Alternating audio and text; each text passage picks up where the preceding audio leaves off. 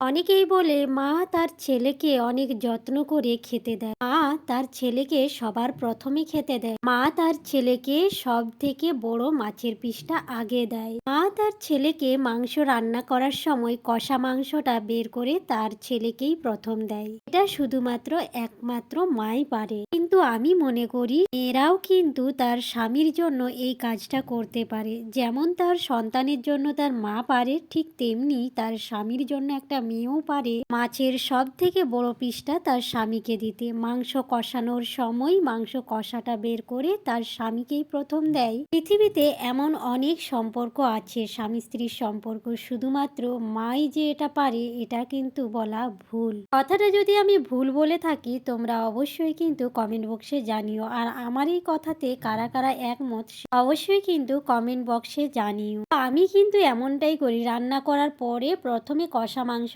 আমার বরকে খেতে দিই। যার জন্যই যে আমি এই কথাটা বললাম সেটা কিন্তু নয়, এমনও অনেক এরকম আমি দেখেছি স্বামীকে প্রথম টেস্ট করার জন্যই দেয়। তো আমিও টেস্ট করতে দিলাম, তো সে খেয়ে কিন্তু দারুণ লেগেছে সেটাই বলল।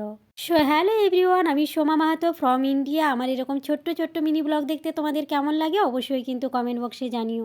যদি ভালো লাগে পেজটা ফলো করে রাখবেন আর লাইক কমেন্ট শেয়ার করে দেবেন। আর ফাইনালি দেখো আমার বর স্নান করে খাওয়া দাওয়া করে ডিউটি চলে যাচ্ছে। এবারে আমি কি করব একা একা, এখন আমি কিছু ভিডিও আছে সেগুলোকে এডিট করব। এডিট করার পর অন্যান্য প্রোফাইলগুলোতে সাপোর্ট করব, তারপরে আমি একটু রেস্ট নেব। তো আজকের মতন ভিডিওটা এই পর্যন্ত। সবাই সুস্থ থাকবেন, ভালো থাকবেন। নেক্সট আরও এরকম সুন্দর সুন্দর মিনি ব্লগ তোমাদের জন্য নিয়ে আসবো। হ্যাঁ, অবশ্যই কিন্তু জানিও আমার এই ভিডিওটা তোমাদের কেমন লেগেছে। যদি ভালো লেগে থাকে একটা সুন্দর কমেন্ট করে দিও। আর যদি এরকম ছোট্ট ছোট্ট মিনি ব্লগ দেখতে তোমাদের ভীষণ ভালো লাগে, তোমাদের জন্য আমি আবার এরকম ছোট্ট মিনি ব্লগ নিয়ে আসবো। আজকের মতন এই পর্যন্তই।